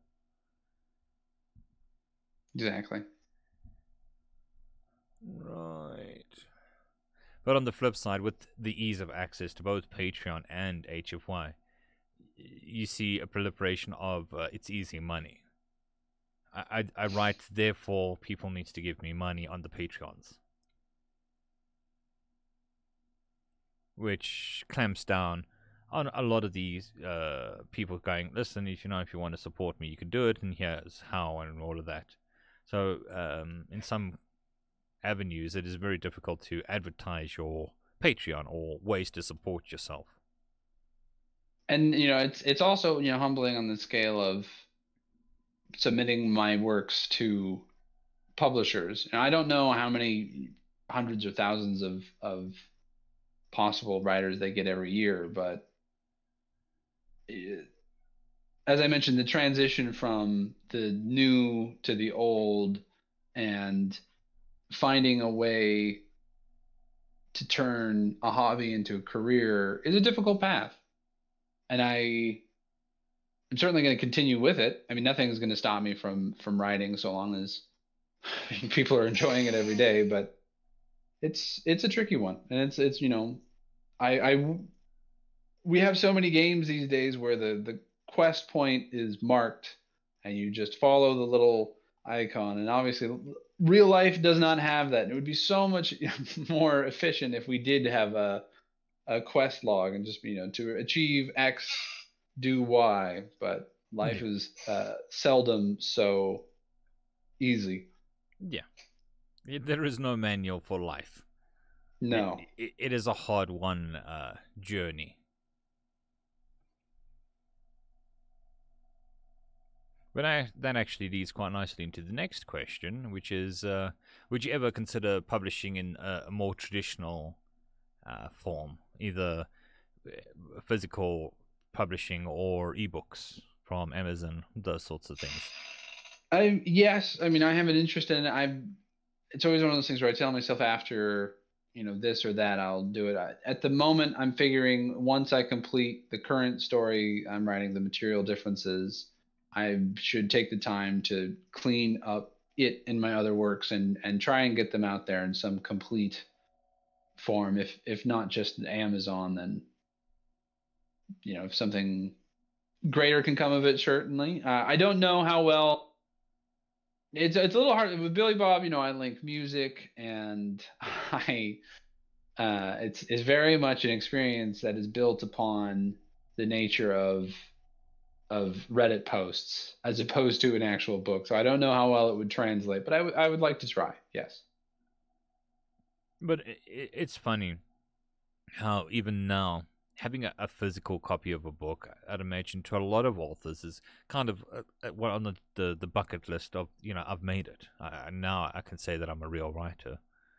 Not that I'm saying that people who write online are not real writers, but No. with the way that we've grown up, physical books are real books, and everything else is just a hobby.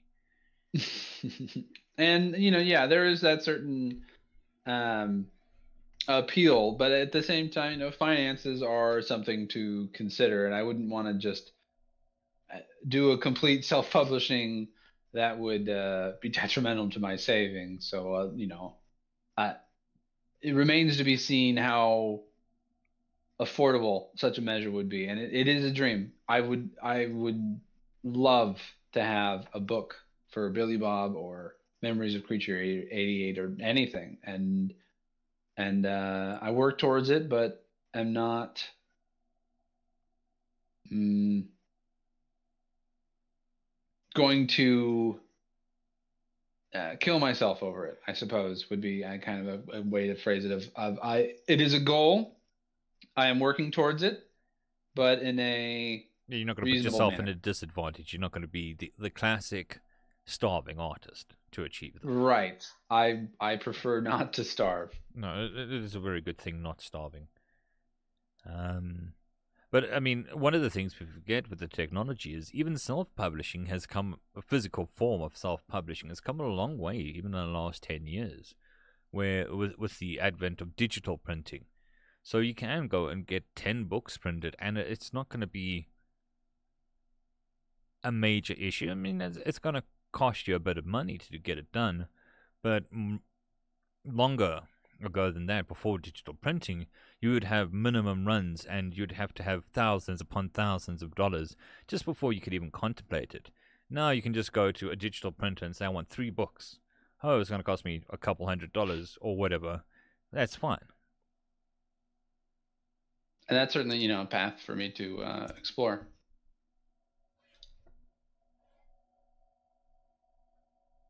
But I think, like I said, I think with a lot of authors, it's sort of the catharsis of having your own book in your hand, a physical thing. It's sort of a noddy badge of the most authors. I agree.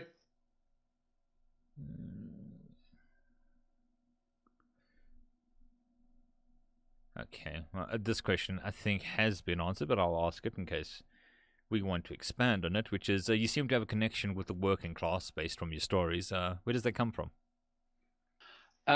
Family and my own life. Families in blue collar, heavy focus on construction.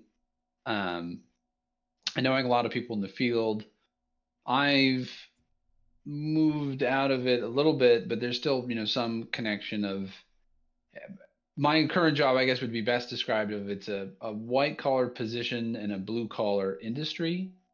So, I mean, I'm hanging around these sorts of people every day, and that's the people I know, and so that's the people I like to write about. I'm friends who who I have who've been both in blue collar and yeah, military service life, which I don't know if that would be necessarily considered blue collar. It's kind of its own field.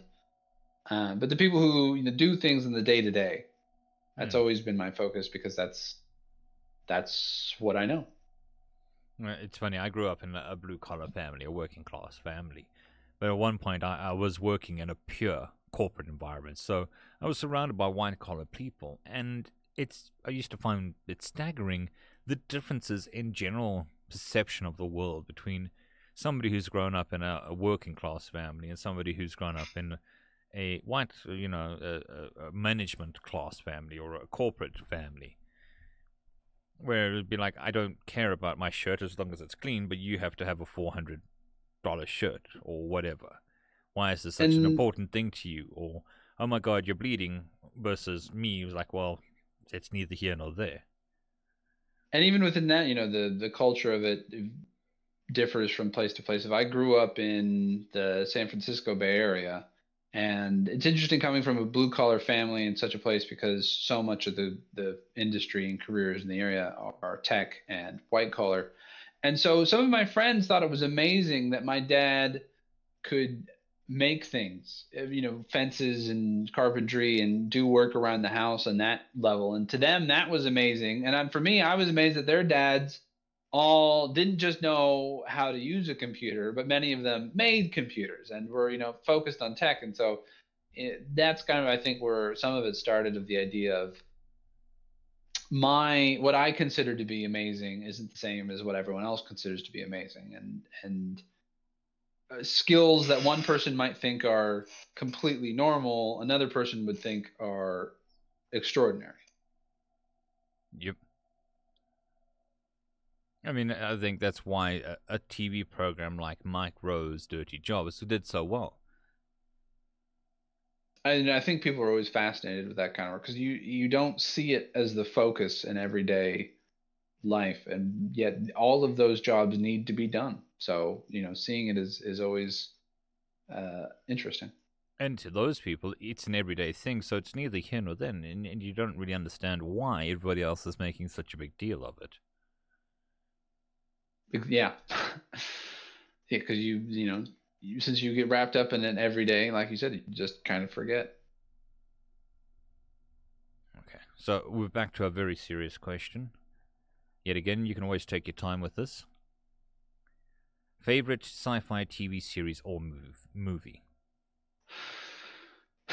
Yeah, I know you said you don't like favorites, but It is very difficult for me. I personally don't really go for favorites because there's so many different moods I might have. I mean, everyone of course is going to cite, well, not everyone, but many people will cite Firefly, and that is very much of a kind of thing that I really enjoy. Of it's so many of the tenets that I pull from. Of it's every day, it's the mundane in a fantastical setting. I think it was well done. But then there's times when I'm really gonna want to go into it's just something more like Fifth Element, where it's action, it's a movie, it's focused on like this continuous chain of events as opposed to something a bit more laid back, and it goes far to the extreme. But I love it as well. Oh, it's such a mm, it's kind of hard for me like to pick because there's so many things that I just love to pull on and watch from time to time for no other reason than I want that particular sci-fi at the time. which is fair enough. I think most people fall into that. We don't really have favorites. It's my favorite at the moment, or favorite of this mood, or Yeah. even the most, something that had a very big impact on me, or something along that. I mean, if somebody asked me a favorite movie, I'd say maybe The Matrix, because that had a big impact on me. Came out at a certain time in my life, but it wouldn't be the best movie I've ever seen. It wouldn't even be my favorite movie.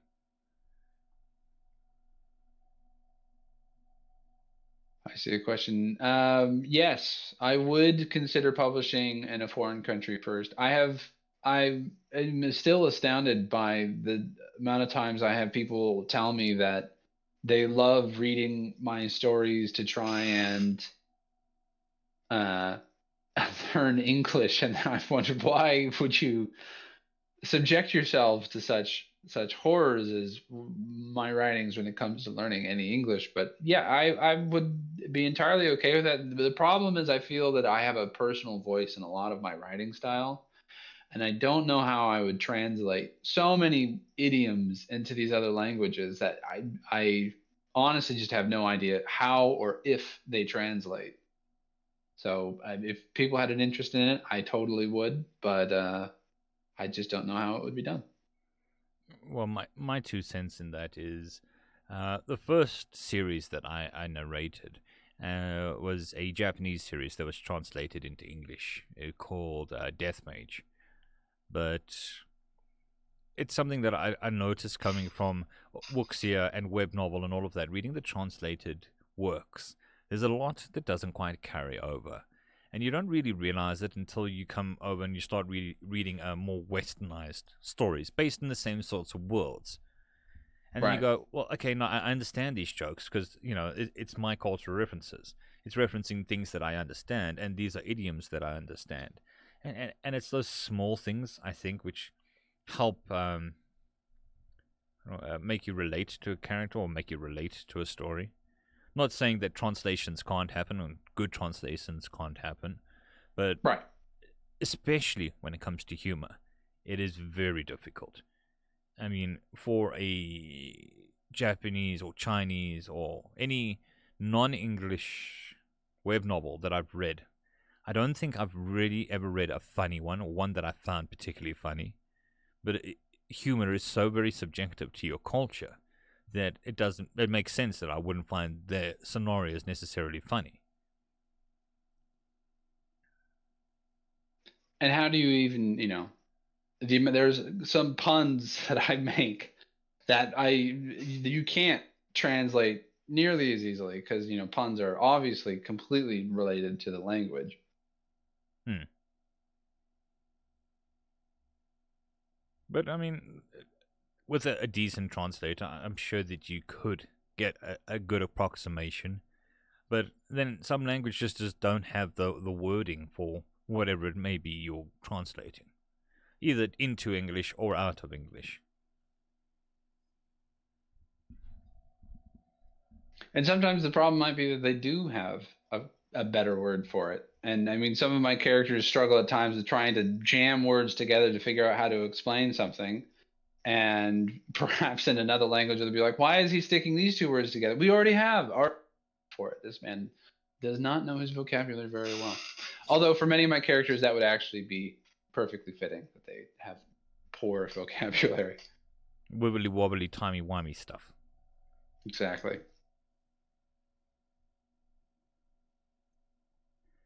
Okay, question number next.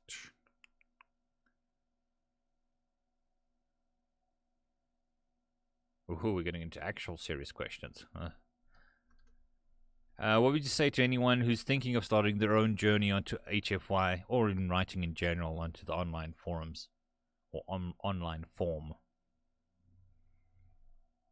I would say go for it. I mean, it's a little bit of a hard question for me simply because I can only pull from my own experience, and that's exactly what I did. I just went for it. HFY specifically seems to be a welcoming enough community that I don't think anyone will really be turned away, and any effort is more than no effort. I mean, by simply trying, you're doing more than holding back and always wondering. And for me, I mean, part of the reason I had to move states away and take a new job and kind of, struggling to fit in a new schedule is because I knew that if I didn't try to keep writing in my life now, I wouldn't know if there would ever be a point to bring it back into focus. And I just had to.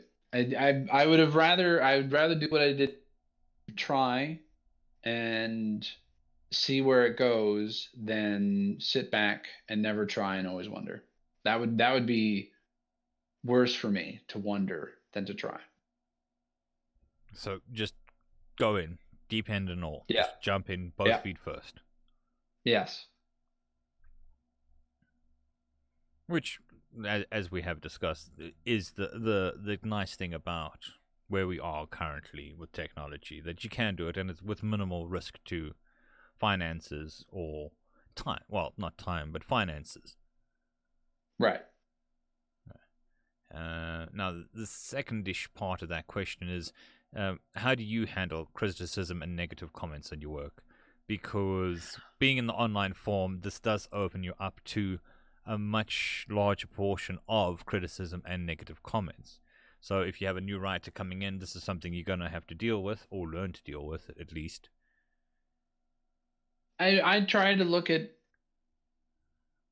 if there's any true constructive nature to the comment. I definitely try to take it to heart and figure out how I can improve. But I mean, with anything these days being on the internet, you have to learn that there are some people who have no interest in being constructive and just want to be hurtful. And I feel that if it's that kind of comment, to just dismiss it. I personally have dealt with my own fashion of learning how to kind of let those comments sort of roll off my back. But um, look for those who want to help you better yourself. They are out there. Listen to them. And those who have no interest in you bettering yourself and simply want to hurt you, ignore them.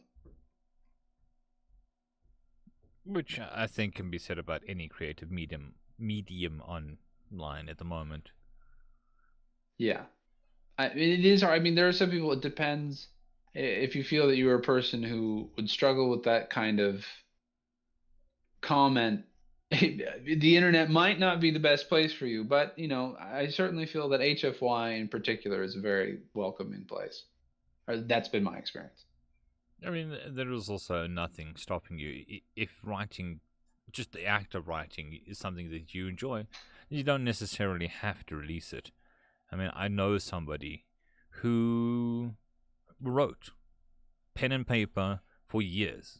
She had notebooks upon notebooks of stuff that she wrote because she enjoyed writing. Didn't publish anything, didn't try to get published. And, I mean, we fought with her to get her stuff online. But she just enjoyed writing, and then she'd write her own little things in these books, and that was it. So if you enjoy writing, there's nothing stopping you necessarily from writing. But when you start publishing, there are some pitfalls that you have to keep in mind. Very much so, yes. Okay, I'm just looking to see if there's anything happening in the Discords that need my attention. It's not looking like it. Actually, on that note, I could probably answer another question, but this is about to get into a time of the day where I'm going to have to start setting about my chores and whatnot. Okay. The next 3 questions should all be relatively short, and the last of my 3 questions, so we'll just jump through them, and it shouldn't take too long. Okay, so if you could recommend something for your fans to read, what would it be? Stranger in a Strange Land. I mean, I know it's something that's not hard to find. I mean, people will recommend that book all over the place, but I definitely think it should be read. And then anything by Terry Pratchett, though I get the feeling that anyone who is a fan of mine has probably read his works already. He is a person I greatly admire, and he was one of the first I felt to take a fantastic world and make it mundane, and I pull heavily from that from a lot of my stuff, and I think he's just fantastic. I would have to agree with the Terry Pratchett. It is something that everybody should read. Excuse me. Okay, so if you could say anything to your fans of your stories, what would you say to them? I'm amazed that you guys like as much as you do. I appreciate every comment, and I appreciate how much you seem to enjoy it. And I hope that I only continue to improve, and that my stories are as entertaining as you hope that they will be. Alrighty, and the last question is, if you could say something to those that haven't read your stuff, what would you say? Your sales pitch. If you're looking for the sort of adventure come with taking the absurd and amazing worlds, potentially our future, or in alternate magical realities, and would like to see how an average person deals with it, that would be my stuff. Alrighty. So thank you once again for joining us. Once again, for everybody who is interested, Patreon is in the description down below for Regal Legal Eagle, as well as a link to the subreddit and his wiki with all of his works. And I'm sure you'll be releasing more of your current series soon. Yes, hopefully. We'll see how the next couple days go. As for me, I'm going to be ending to stream soon. Just want to remind everybody that next week I've got another author from Royal Road this time. I suppose you can call him the new sensation, Shirtaloon, which wrote He Who Fights with Monsters, which kind of exploded onto all the lists all of a sudden. So we're having a discussion with him next week, and I hope you will all enjoy me then. And I think that's it. Thank you all for having a watch, and thank you for coming and having a talk with me, and hopefully we'll have it again sometime soon. Hopefully. Cool. Thank you. Cheers. Bye-bye.